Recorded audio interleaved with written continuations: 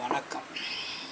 அனைத்து உறவுகளுக்கும் எனது இனிய காலை வணக்கத்தை தெரிவித்துக் கொள்கிறேன். உங்களிடத்தில் ஒரு சிறு சோதிட குறிப்பை பகிர்ந்து கொள்ள வருகிறேன். ஒரு ஜாதகத்தில் லக்னாதிபதியும் லக்னத்திற்கு 9ஆம் வீட்டு அதிபதியும் லக்னத்திற்கு 10ஆம் வீட்டு அதிபதியும் சேர்ந்து இருந்தாலும் அல்லது ஒருவரை ஒருவர் பார்த்து கொண்டாலும் அந்த ஜாதகர் ராஜயோகமுடைய ஜாதகர்.